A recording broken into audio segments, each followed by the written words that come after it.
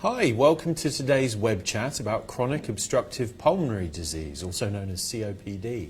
Thank you for joining us. My name is Ed Bottomley with the Michigan Medicine Department of Communication. I'll introduce you to our panelists shortly. Our goal today is to provide helpful information about COPD. You can submit your questions at any time, even now, for our panelists to answer during the Q&A portion of today's chat. Questions can be submitted by commenting on the video, but please note that your name or your profile name will be visible to others participating on this chat.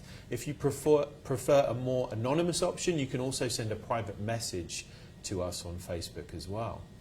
If you can't stay for the whole chat, or if you want to share this recording with a friend, a video of the chat in its entirety will be available on our Facebook page later today and also posted to the Michigan Medicine YouTube channel shortly after that. So now, to introduce you to our panelists, if you two could introduce yourselves. Thanks, Ed. So my name's Milan Han, and I'm a professor of medicine here at the University of Michigan in the Division of Pulmonary and Critical Care. I've actually been at the University of Michigan since 1999, actually. But I run what we call our Michigan Airways program, and that encompasses care of patients for a lot of different kinds of airways diseases, including asthma and COPD. But we're going to focus today, most of our discussion, on COPD, or chronic obstructive pulmonary disease.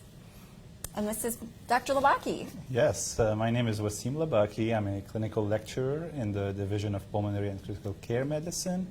I did my fellowship training in pulmonary here at Michigan, and I joined the department this summer. I am a member of the COPD clinic, and I also do clinical research in COPD along with Dr. Han. Great. Well, thank you again for joining us, and we'll open up the floor to questions. Let's just have one more reminder that you can submit your questions by commenting on the video directly, but your name is going to be up there on the page. We will not use your name when we read off any of these questions, but do know that if you comment directly on this video, that name will be present. So let's jump in with the questions. First one's a pretty obvious one. What exactly is chronic obstructive pulmonary disease? So COPD is sort of an umbrella term for a lot of things, and I think sometimes for patients it can actually be a little bit confusing. We as doctors actually diagnose it based on a breathing test that we call spirometry, and patients have to have a very specific pattern on that breathing test, which we call airflow obstruction. In other words, patients have a hard time getting air out. But for patients who have COPD, the abnormalities that happen in the lungs can either be a combination of airway swelling and constriction and inflammation. Sometimes that's called chronic bronchitis, but it can also be destruction of the air sacs, and that leads to emphysema. So both emphysema and bronchitis fall under the larger umbrella spectrum of COPD. Excellent. Anything to add, Dr. Labaki? Yes, so emphysema and chronic bronchitis are subphenotypes of COPD. A patient may have one, the other, or both, but one of them tends to be predominant, and this is how we would define COPD. Okay. Our next question, what causes COPD? So I know when a lot of people hear the word COPD, they think smoking.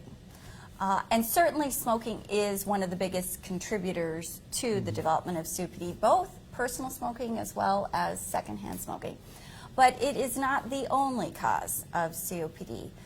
So for some patients, there are genetic factors, other kinds of occupational exposures. Interestingly, and I do a lot of work with women and women's health issues, roughly 25% of patients with COPD have actually never smoked.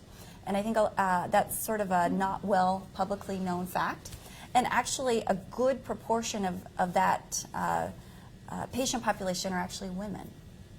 So long-standing asthma is a bit more prevalent in women, can actually predispose to the development of COPD as well. So there, unfortunately, actually, because of that, can be some confusion with diagnosis. Women are actually misdiagnosed with COPD a bit more often.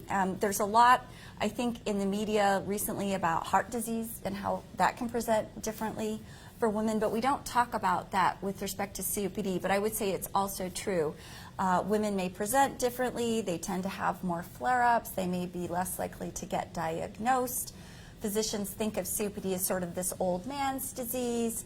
They may not be aware of some of the unique risk factors that women have. So if patients, I think one thing, if you're out there and you're listening to this and you're wondering if you have COPD or someone told you you have COPD, the number one most important thing that patients need to know is they need to have a breathing test by their physician called spirometry. Unfortunately, we have many patients in the U.S. that go undiagnosed, and then we also have a lot of patients that are improperly diagnosed.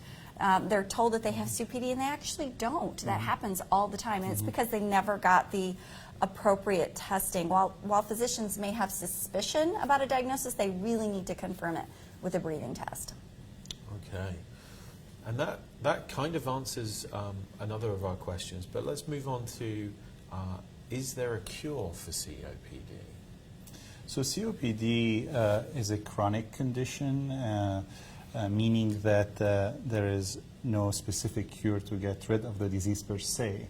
However, there are a lot of options with which we can help patients, whether it is to improve their symptoms, to prevent further decline in their lung function, as measured on spirometry, as discussed by Dr. Hahn, or improve their quality of life and decrease the rate of their flare-ups, breathing flare-ups. So even though there is no cure per se, there is a lot we can do for these patients. And obviously there is a lot of research going in many centers, including the University of Michigan, to eventually find better treatments and potentially a cure. Excellent. The next question that I have, is COPD a hereditary condition? So that's a good question. There are a few genetic risk factors that are extremely well described that contribute to COPD. One of them, for instance, is something called alpha-1 antitrypsin deficiency, and that is clearly heritable and can be associated with the development, in particular, of emphysema, or the holes in the lungs.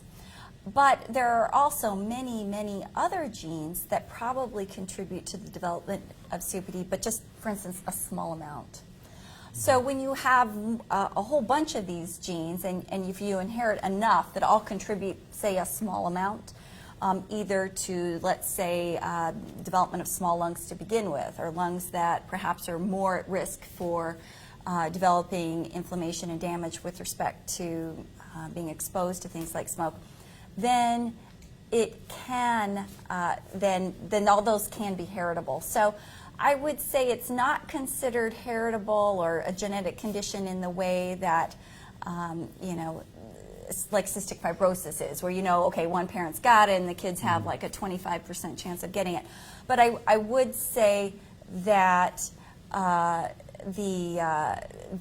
there are a host of genes that likely contribute, and therefore if your parents had COPD, and let's say you grew up in a home where there were smokers, then you've got a lot of things potentially going for you that could predispose to the development of COPD. Would you add anything to that, Wasim? Or? Yeah, I agree. I mean, alpha-1 antitrypsin tends to be the bigger one, and there is small proportions of other genes that contribute, so there is a component to it, but risk factors are important as well.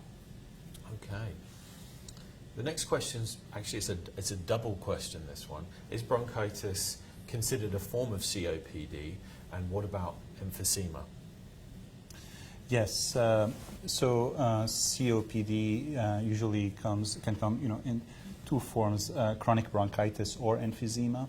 They are not mutually exclusive. A patient can have both, but chronic bronchitis is usually manifested by chronic mucus production, and this happens because the airways inside the lung, which are the windpipes that carry the air that we breathe into the air sacs inside the lung. So these windpipes get thickened. They get filled with mucus, they get filled with phlegm, and this contributes to the patient's symptoms, most prominently productive cough, on a daily basis. So this is chronic bronchitis. Now, emphysema, as Dr. Hahn had mentioned before, is destruction of the air sacs where gas exchange occurs between the lung and the blood vessels inside the lungs. So because of this destruction of the air sacs become less springy. Usually they are nice, healthy, and springy, and they help push the air out. But because of this, they are not springy as much, and therefore they become floppy and cannot contribute as much to gas exchange or to pushing that air out. This is what we call loss of elastic record, which is the basis of emphysema. Now, like I said, people can have one, the other, or both, and all of these would be called COPD. And basically, treatments would be geared to decrease symptoms and improve quality of life. I think it's important, though, for our audience that we distinguish between what we as doctors call acute bronchitis versus chronic bronchitis.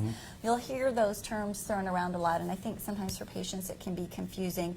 When we say chronic bronchitis, what we mean is a patient that has chronic daily cough, sputum production, and we know it's related to inflammation of the airways. But that's different from what we call acute bronchitis, which is where you were healthy and all of a sudden you get a virus, you get a bacterial infection, you go into the doctor, you get treated, you get better. So then I think the next question is there a relationship between acute bronchitis and chronic bronchitis? And there probably is, in that we know that, for instance, patients with COPD are actually more prone to developing respiratory flare-ups. So, for instance, a person with super healthy lungs, they may get a virus and they, maybe sneeze a little bit, runny nose, don't feel great for a couple of days, but a patient that has an underlying lung condition, they get that same cold, and all of a sudden they're wheezing, they can't breathe, they've got to get into the doctor, they have to get on medication.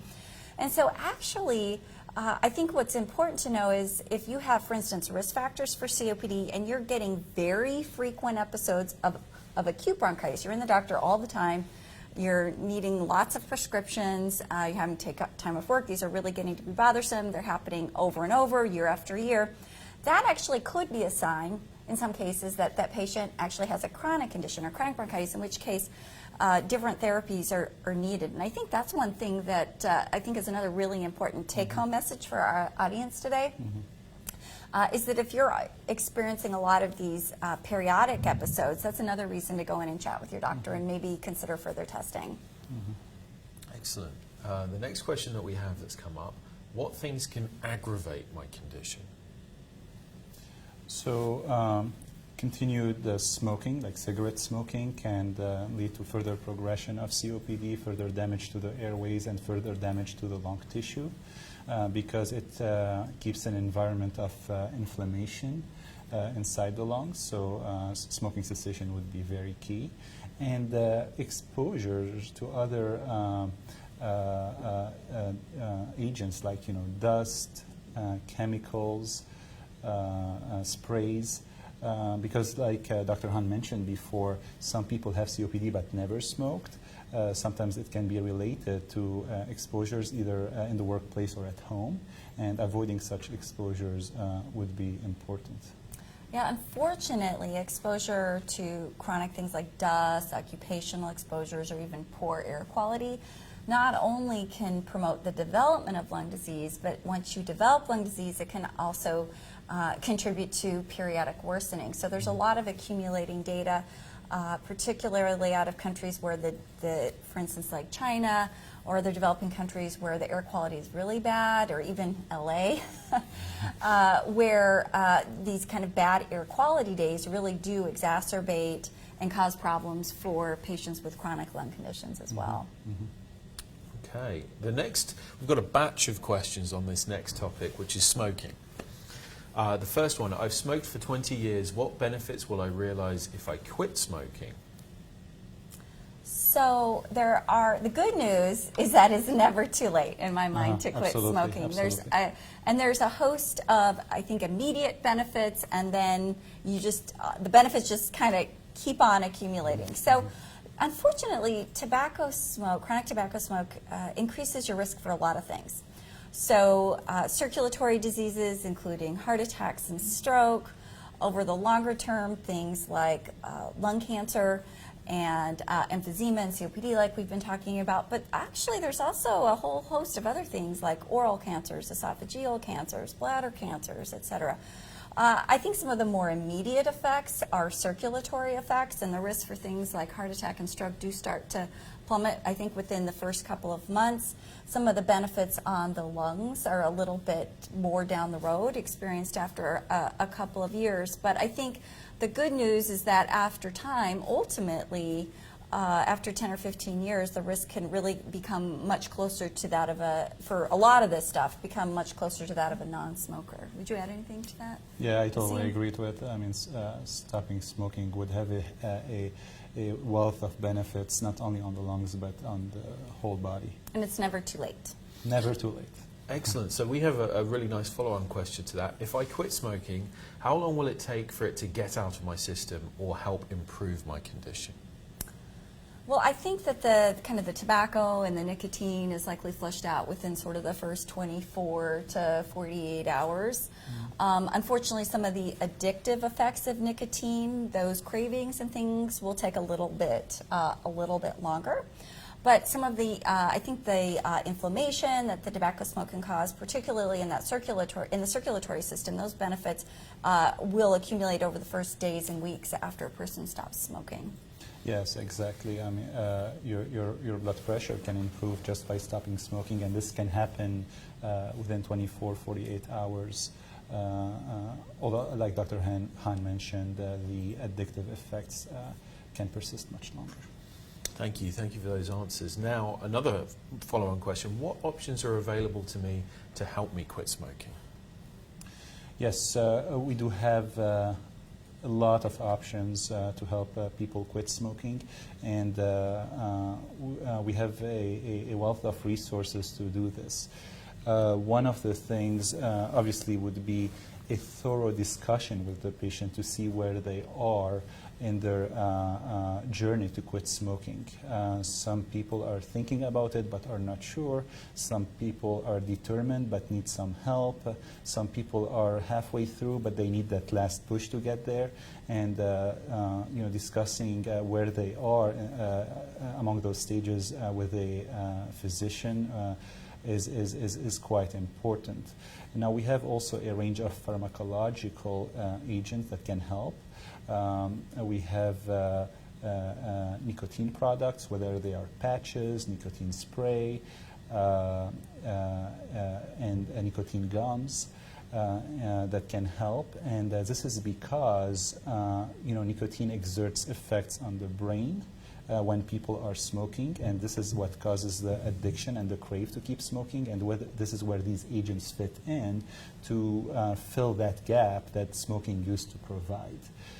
We also have some oral options like bupropion, also known as Zyban as a brand name, and we also have Chantix as a good option as well. So this is basically to tell that we have options, and people should not be afraid to talk about what they can do with their provider. Now, half the battle is having the mindset to do it, and this is quite important, and the other half would be pharmacological help. The good news is here at the University of Michigan, we actually have an entire sort of tobacco cessation unit that runs support groups and things like that, and we can certainly get patients plugged into that. For patients who don't live in this area or aren't seen at the University of Michigan, there actually are free resources available, for instance, on the website for the American Lung Association. So that's, I think, another important resource that patients should know about. I think the other thing, just like Dr. Labaki mentioned, though, that I'd like to remind people is I think it can be really challenging. Let's say you started to try to quit, and then something happens. Something stressful causes you to start again. I always tell my patients that the number one best predictor of success is actually the number of times you try. So do not feel bad if you have fallen off the wagon, so to speak. it's okay. And in fact, you just get back on. The more times you try, the more likely it is that you will succeed. And I have many patients that it's taken them a while, but ultimately they're able to. And so I think it's, if you've got the motivation, if you're thinking about it, I mean, really getting patients to the stage where they want to quit, I think is 90% of the battle. If you want to quit, I promise you, you can do it. And there are resources here to help. I totally agree. I mean, it takes a lot of persistence, but it's definitely worth it, definitely worth it. And remember that you can have help along the way, and it would be a big deal once you achieve your goal. Thank you so much for that. Now, the next question, also smoke related. How much should I worry about secondhand smoke? Well, it's not ideal. I think there is literature and reason to believe that secondhand smoke can lead to the development of chronic lung conditions. It can actually exacerbate. But, you know, I think, you know, there's only, on the other hand, there's really only so much you can do. I mean, I do understand that people may be in a situation where it's difficult. Fortunately, here in Michigan, for instance, we've had some laws passed so that I know I have had patients who, for instance, previously were in certain work environments. Maybe they worked in a bar or in a restaurant and they just couldn't avoid it. That was their job. And fortunately, we do have much stricter laws now in Michigan that I think make the workplace safer for many people. But you may have a loved one or a family member that smokes in your home. That's obviously a challenge to the extent to which they can smoke outside. I think that's going to be beneficial for everyone. But I do understand that sometimes you're going to be in an environment which is sort of beyond your control. I think the good news is that even that, as we mentioned earlier, once you can kind of get out of that environment, there's a lot of recovery that happens. But I do think anything you can do to minimize secondhand exposure is going to be ideal. But again, I think we also realize everyone's got limitations to the extent that they can limit their own environment. Mm-hmm. I absolutely agree. Excellent, excellent. Now, the next question would take you in a different set here. How is COPD treated? What type of medication is recommended? So we kind of have two broad classes of medications, and then I'll talk about specialty medications. So the biggest class of medications that we have to treat COPD are bronchodilators. And there are little nerve endings in the muscles that wrap the airways. And there's actually two types of neurologic receptors that actually control the contraction of those muscles. And so we actually have two different types of classes of bronchodilators that, used in conjunction, lead to kind of maximal bronchodilation. And for many patients, that can actually lead to immediate improvements. These come in short-term varieties where patients can take an inhaler and get immediate relief. They come in long-term varieties where the medication will bind to the receptor and stay for 24 hours. These medications have been shown to improve lung function, reduce shortness of breath, improve a patient's ability to exercise, and reduce the frequency of these flare-ups or episodes of acute bronchitis that we've been talking about. There is a second kind of group of medications that we have called inhaled steroids, and that can help to reduce inflammation in the lung. We, as a research community, this is an extremely active area of research right now, trying to understand which subgroup of patients actually benefit the most from inhaled steroids. But I would say, in general, patients that are having that have more severe disease and are having frequent flare-ups might be the group of patients that a physician would think about potentially trying on an inhaled steroid. Or if you have a history of asthma, that's another group of patients that I think probably benefit a bit more from inhaled steroids. There are a couple of other medications that may have efficacy in COPD. One of them is actually FDA approved, and that's called roflumilast. It goes by the trade name Daliresp. It is the only pill that is approved for COPD, and it has been shown to be beneficial in patients that have chronic bronchitis. So there's that term again, but the patients who have kind of that chronic cough and sputum production that are also having these frequent flare-ups.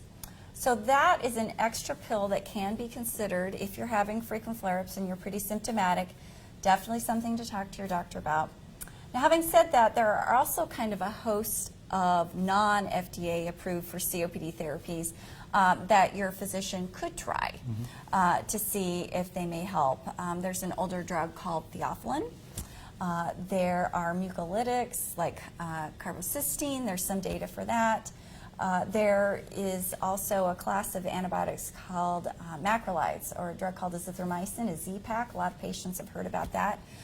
There is some evidence actually generated by the National Institutes of Health that Michigan participated in doing some of the research that suggests patients with COPD may benefit from that. But these are sort of the individualized treatment discussions that really you need to have with your physician. It's really the bronchodilators and inhaled steroids that are sort of the backbone of therapy. Those are your FDA-approved therapies. But there are other things that in individual cases I will try. I have to mention, though, also, because we are here at the University of Michigan, that we also have some advanced treatments available here. For patients with really severe disease, we've got lung volume reduction surgery, which works in patients with emphysema, particularly in the upper parts of their lungs. There is lung transplant for patients with very, very severe disease and really no other options. Interestingly, the FDA actually just approved a very new therapy for COPD, which is a valve that actually can be implanted via bronchoscopy. And this is another treatment that may be available for select patients with emphysema. And actually, University of Michigan is going to be one of the first centers in the country to actually offer that procedure. So I'm actually really, really excited to be able to offer that to our patients.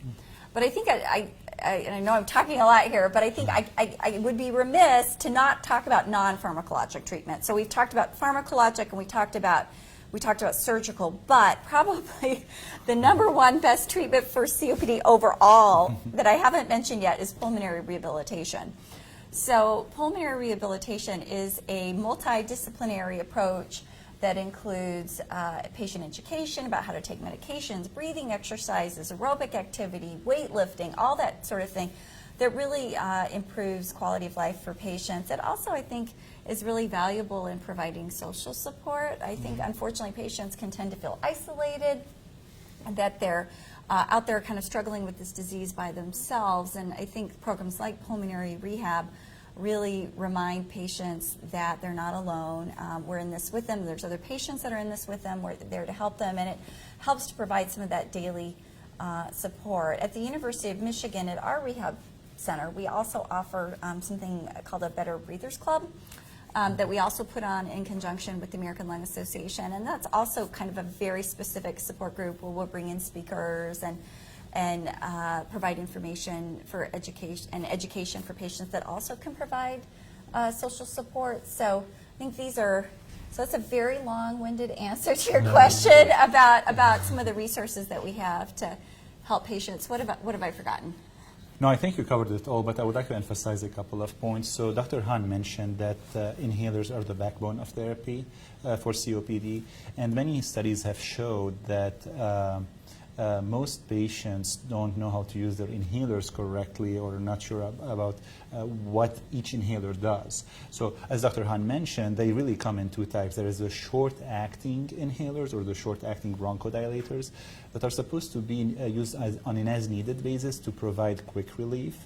And then you have your maintenance inhalers, whether they are a long-acting bronchodilator or your inhaled corticosteroids, which are supposed to be used on a daily basis regardless of symptoms to prevent, either decline of lung function or breathing flare-ups.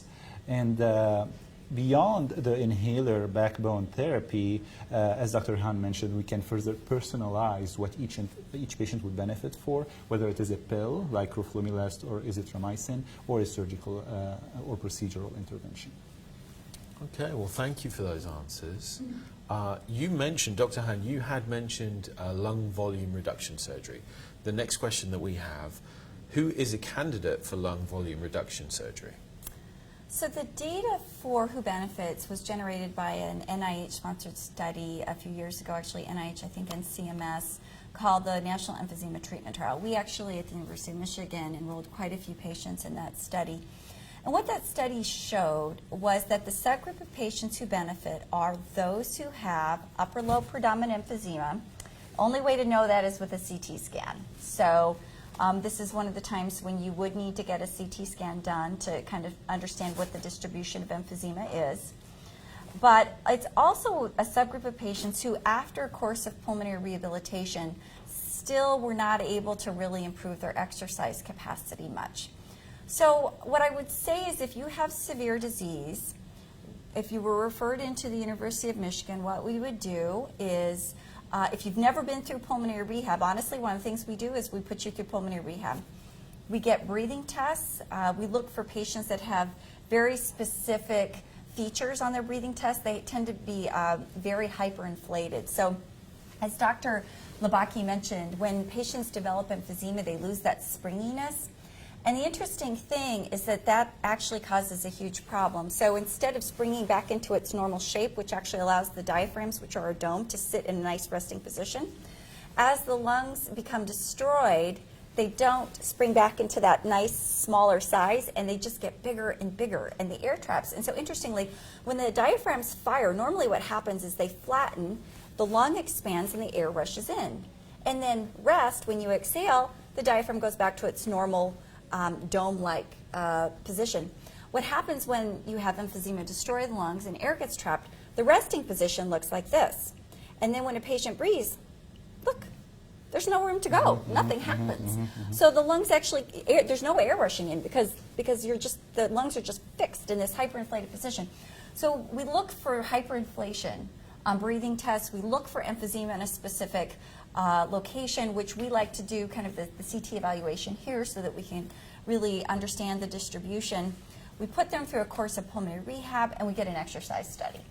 And for patients who still are not able to exercise more, they've got the hyperinflation, they've got the emphysema, those are the patients that we would evaluate in conjunction with a thoracic surgery department and then put through lung volume reduction surgery if we feel like it's safe. The good news is that the benefits that we've seen actually, there actually is a survival benefit.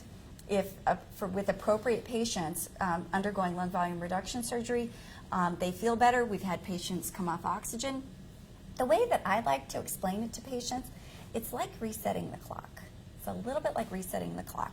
We can kind of take you back just a couple of years, buy you some time, put your breathing back to where it was a couple of years ago, reduce your oxygen requirement perhaps to where it was a couple of years ago. So for the right patient, it can be a remarkably effective procedure. Okay.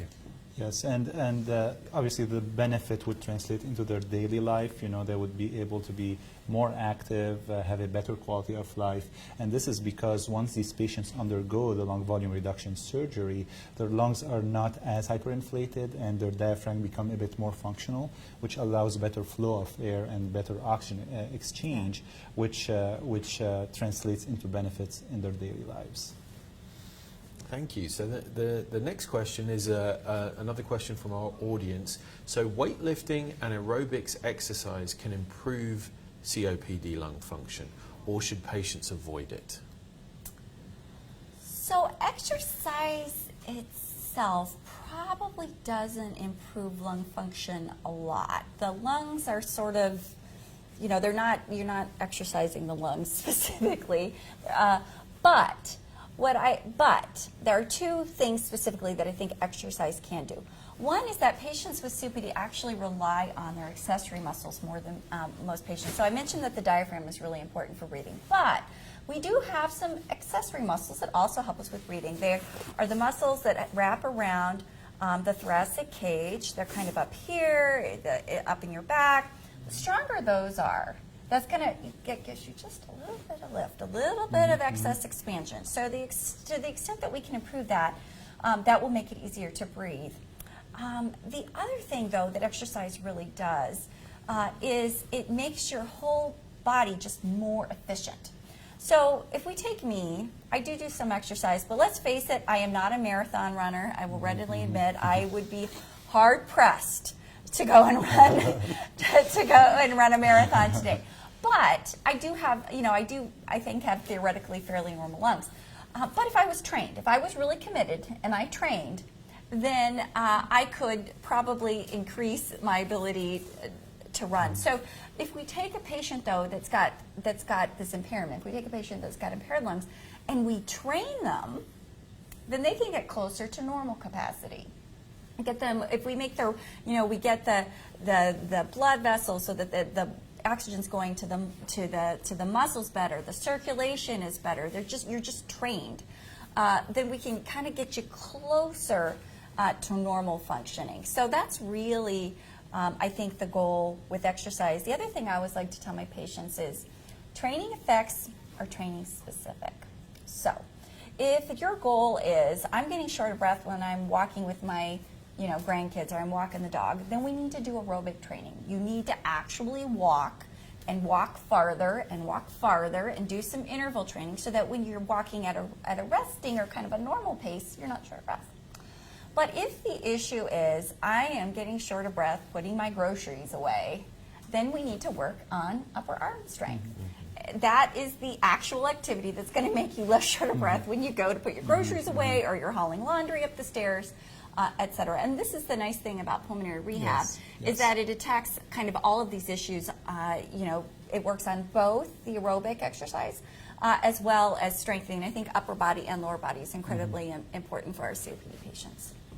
And this is why we would encourage all patients to discuss, pulmonary rehab with their physicians, because it can help with both aerobic exercise and muscle training, as Dr. Hahn mentioned. Last question was about weightlifting and aerobics exercise. This one we've got a yoga question. I've heard yoga is helpful for people with COPD. Is this because of the deep breathing involved? Can I get that one? Yeah, sure.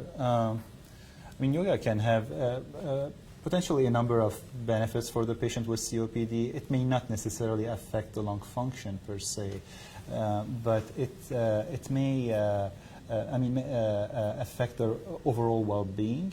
People with COPD are frequently affected by depression or anxiety, and going through a yoga exercise can help give them better control of their body and of their breathing to decrease the shortness of breath or the anxiety that can go along with COPD. Yeah, I was just going to mention there actually was a study a few years ago that showed that sort of the anti-anxiety and depression effects of yoga were actually equivalent to the same number of sessions of like counseling or behavioral therapy. So I think you're absolutely right. The sort of the psychiatric effects of yoga can be incredibly important. One of the other interesting things about yoga, though, is one of the big focuses for yoga is on breathing. And when one of the problems that our patients with COPD have is, as I mentioned, the air gets trapped and they get hyperinflated. When we think about taking a big deep breath through our diaphragm, when we think about yoga and kind of what some of the yoga breaths would look like, right? We take in a deep breath and then we blow it out. We think about our breath and we concentrate on our breath. Well, one of the interesting things is that actually mimics a technique that we actually teach in pulmonary rehab. And that is something we call pursed-lipped breathing. Pursed-lipped breathing is when you actually blow out against a slightly closed or pursed mouth. And what that does is it actually creates a little bit of back pressure. And interestingly, that back pressure goes back into the lungs, and some of these airways, they have a tendency to collapse on themselves before the air can actually get out. By doing that little bit of back pressure, what we do is we tend to open those really small airways and we allow that air to come out. We actually decrease some of that hyperinflation and that air trapping. And so interestingly, that yoga breath, that yoga breathing can actually mimic that exercise and actually be incredibly helpful for our patients with obstructive lung disease. So I think, yes, I think yoga is absolutely great for our patients. Very interesting. Thank you for that. So we've talked about yoga, we've talked about aerobics. Let's talk about diet and sleep. Does diet help my condition at all, or more sleep? So I wish that I could tell you, and I'll let Dr. Labaki chime in here, because this is actually an area of research interest from him. I'm actually not aware of any really strong data to suggest that a really super specific diet, like, you know, there's so many diets out, you know, whether it's a Atkins or a paleo or a keto diet. There's no evidence that I'm aware of that suggests patients with COPD should definitely eat this kind of diet. But I think for all patients in general, a healthy diet with adequate calories, not too many, not too few, sort of a sensible eating habit makes a lot of sense. With respect to sleep, though, for all patients, getting a good night's sleep makes a lot of sense. I think for patients with COPD, they tend to be more fatigued. Everything is just more work, and so for them, it's even more important. One of the things that a lot of our patients end up being diagnosed with, interestingly, is sleep apnea. And for patients that have COPD and inadequately treated sleep apnea, they actually are at more risk for these breathing flare-ups that I mentioned. And if they get their sleep apnea treated, it actually can reduce the frequency of flare-ups. So if you have COPD and you think you might have sleep apnea, so your partner notices that you snore, you're waking up in the morning and you're exhausted, you've got a morning headache, you're falling asleep at work during the day, it's even more important for those patients to probably go and chat with their doctor and consider getting tested for sleep apnea. Yes, absolutely. Sleep apnea tends to be more common in patients with COPD relative to the average patient, and can have effects on not only the lung but also the heart and the brain, like bad consequences on the heart and the brain. So if you notice any symptoms like the ones mentioned by Dr. Hahn, talk to your doctor, and the way the sleep apnea would be diagnosed is through a sleep study. It can be done at home, but it can also be done in a sleep lab where you would be sleeping there, and you would be hooked up to a number of different monitors to evaluate your airflow during the night and a number of other measures. And if you're treated with sleep apnea, if you're diagnosed with sleep apnea, you would be treated with something like a CPAP machine, which keeps air flowing throughout the night. And CPAP has been shown to have so many benefits in terms of protecting the lung, the heart, and the brain, but also in terms of symptomatic benefits. So people who have more energy in their daily lives, would have better sleep, and would be more productive. Thank you. Thank you for that. So our next question from the audience. What are your thoughts on mucus clearance devices for use in COPD? Yeah, so like we said, people with chronic bronchitis can produce mucus on a daily basis. Again, this is different from the acute bronchitis, which is an actual flare-up of breathing, but chronic bronchitis can have a lot of mucus production every day. Now, sometimes when this is excessive or leads to too many flare-ups, a chest CT would be recommended to look as to a potential contributor to this excessive cough and breathing flare-ups. And specifically, what we would be looking at is a condition called bronchiectasis. What does this mean? It's when the airways are damaged, dilated, they lose their ciliary function. So in a normal state, we have tiny hairs inside the lungs that keep beating and keep getting junk out. But in bronchiectasis, these tiny hairs are destroyed. They're not doing their function as well as they're supposed to do. And also these airways would have potholes inside the lungs. This is the analogy I like to use, which impairs further bacterial or mucus clearance. So these patients may benefit from additional therapies, and specifically mucus clearance devices like flutter valves, that send some waves to their lungs to help them clear the mucus out, scheduled bronchodilators, vests they can wear, So it would be important to check that with your physician. Yeah, so it may be relevant there are techniques that may be relevant for certain patients. There are also medications occasionally that may be appropriate as well to kind of break up mucus that we may try in certain patients. Mm-hmm. Okay, thank you. Next question, what is oxygen therapy, and is it effective for all patients with COPD? So this is a really kind of interesting area from a research perspective and from a physician perspective. So patients with COPD may experience low levels of oxygen, and traditionally in the U.S., we have been very liberal with oxygen prescriptions. Interestingly, our audience may know that the U.S. is actually prescribes a lot more oxygen than, say, they do in Europe. So this has been a very interesting area and an area that CMS has been wanting to study. There are two small studies from many years ago, the NOT and the MRC study, that demonstrate that patients who have really low levels of oxygen do have a mortality benefit. They do survive better. And when I say really low, what I mean is someone's put a pulse oximeter on you and your resting oxygen level is in the low 80s. To me, that'd be pretty low. Yes. I would say a healthy patient, their oxygen saturation probably somewhere between 95 and 100% at rest. We all go down a little bit, or many of us go down a little bit when we exercise. But interestingly, there was a study that was done a couple of years ago looking at patients who, let's say at rest, have a lower than normal oxygen level, let's say 88 to 92%, and they still drop a little bit with exercise, let's say down to 82 or 83, but they don't stay down there really long. Now, traditionally, we've used oxygen in that patient population, and many of my patients who are in that group do have oxygen. But interestingly, they found we're unable to actually document any benefit to oxygen therapy in that subgroup of patients. Now, that doesn't mean that there aren't some patients still in that group that might benefit, patients who, for instance, have cardiac conditions where lower levels of oxygen would be more harmful.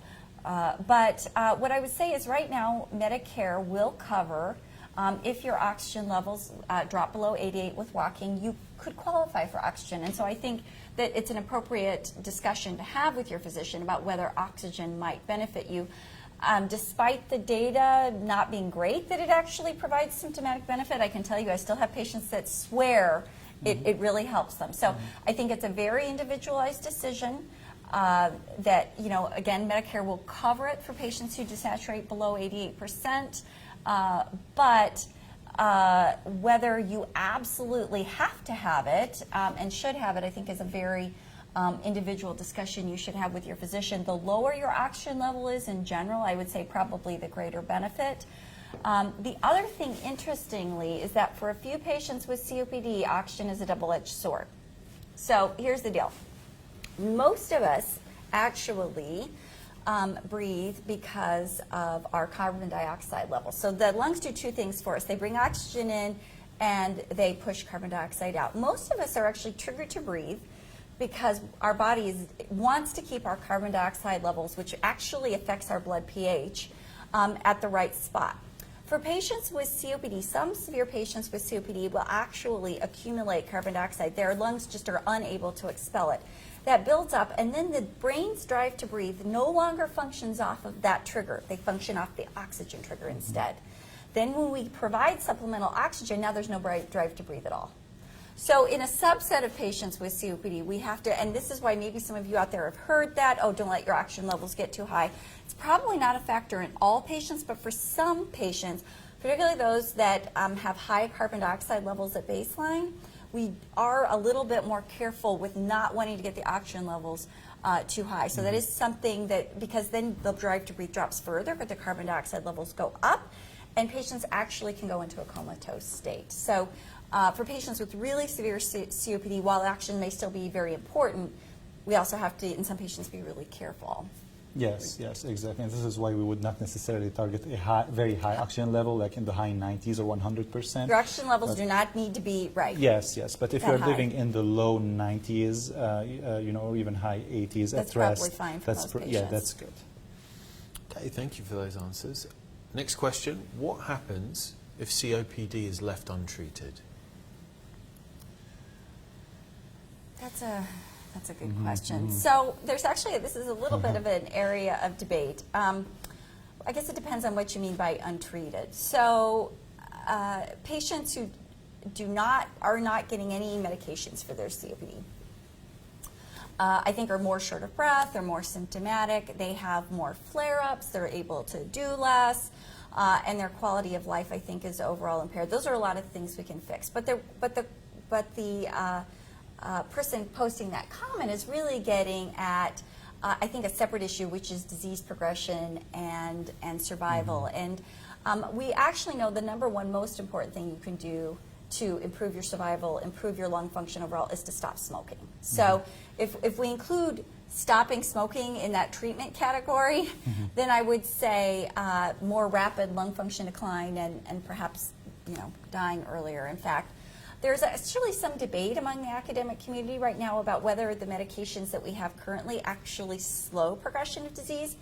There actually are a few studies to suggest that perhaps we may be able to actually slow how much lung function is lost over time, and actually perhaps improve survival with some of the therapies. I would say it's sort of, the data is just kind of starting to come in. There's a lot of discussion about it, but I would say overall, there's no reason to not get treated. There is just no reason. The benefits, the data on the benefits just keep accumulating. Now, having said that, I know for some patients, cost for medications can be an issue, but if that is an issue for you, do not make that a barrier to not seeking treatment. There are patient assistance programs available, so that should not be your barrier to not seeking treatment. And like I said, I think the data are accumulating across all fronts and on all the different types of benefits that patients can experience with treatment. What do you think, Wasim? Yeah, I agree. And I would add that many of the treatments we provide are geared towards preventing exacerbations, which are the breathing flare-ups. And we do know from research that these the more of the flare-ups, events that you have like this, the faster your lung function gets worse. Your lung worse. function decline, your risk of death increases, your quality of life also declines. So again, it's important to get treated, and cost can be an issue, but there are ways we can help. And we have resources here in our COPD clinic. We've got social workers, we've got a pharmacy tech. And that's really one of our goals in the clinic here, is to work with patients to figure out what we can do to find out the most affordable options for them. Yes, it's a multidisciplinary clinic by its very nature. Yeah. Great, and we'll be posting a lot of links to these resources on the Facebook comments feed. We've entered the final 10 minutes, so it looks like we only have a few questions left. Next question is with regards to vaccines. How important is a flu vaccine for me if I have COPD? So we like our COPD patients to have a flu shot every single year, and in fact, it is a recommendation, by the CDC to have, everyone vaccinated with the flu shot on a yearly basis. But a flu shot would certainly be even more important for someone who has COPD, because they can be more prone to infections based on their already somewhat compromised lung condition. And in addition to this, we emphasize that patients are up to date on pneumonia immunizations. And the schedule of pneumonia immunization for someone with COPD is slightly different from someone who does not have COPD. And specifically, most patients with COPD would benefit from getting a pneumonia shot we call Pneumovax before the age of 65, and then continuing with the regular pneumonia immunization schedule after 65, which would also involve another pneumonia shot called Prevnar. I would say the two biggest things that I hear from patients are, number one, I don't want the flu shot because it will make me sick. I would like to dispel that rumor. I mean, you may feel slightly achy. There's a cytokine response. The flu shot does not give you the flu. Let me explain to our viewers what the true flu is and what the true flu can do in a patient with chronic lung disease. So in a patient that, even actually in some of our younger and healthy patients, but in our patients with chronic lung disease in particular, influenza can lead to severe pneumonia, hospitalization, secondary bacterial infections, and death. So to me, a couple of days of discomfort potentially well outweighs the dangers. The other thing that you have to remember is something called herd immunity. So if we can get the community, that's all of us, it's every single one of you listening to this today, even for those of you who don't have COPD, if we can get enough of the herd, and we're all part of this herd, vaccinated, then the risk for everybody goes down. because the flu just can't get into somebody and then pass to the next person and pass to the next person. There's just not enough critical mass. So when you get vaccinated, you're not just helping yourself, you're helping your friends and your loved ones and your entire community. And to me, it's such an important public health message. I think it's all on us to do our part to keep the rest of us healthy, and it really then protects the vulnerable of us, right, in the population. The second complaint I always hear is, oh, but the flu vaccine wasn't, that had the wrong strains last year, wasn't effective. Well, you'll still build some immunity. That doesn't mean no efficacy. And I think that there is some reason to think that the efficacy also builds up over time. So we're getting really close to flu season right now, so it's really an important time. Again, and I cannot emphasize this point enough. It's not just, if you're a caregiver out there, you need to get vaccinated. If you're a patient with COPD, you need to get vaccinated, not just for you, but for your loved ones. Thank you, thank you. And I think this brings us to our last question. What type of research is happening to find new treatment options, and how can I get involved? Oh, I'm really glad you answered that. That's a huge passion for both Dr. Labaki and I. We spend a lot of time taking care of patients in the clinic, but I too am frustrated that we don't have more. Why don't I have something that can, regenerate lungs? Why don't I have something that can work even better than what we've got? So the University of Michigan actually has an incredibly active research program. So we've got a lot of clinical trials going on right now, and if you're interested, the link is below in the comments.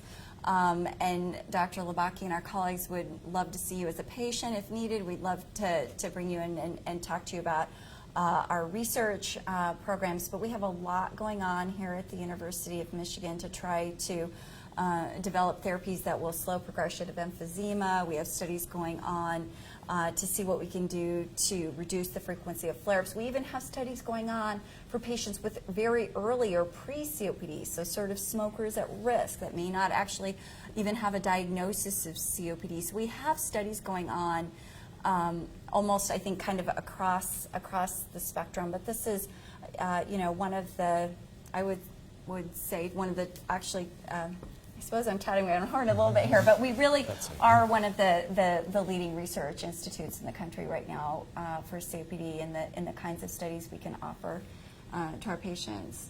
Yes, absolutely. So we would love to see any patients with COPD or at risk of COPD in our clinic, and if they're interested in joining a study or a clinical trial, there is a lot going on, and we can probably find something for you. Thank you so much. Thank you for your time, your expertise, Dr. Hand, Dr. Labaki.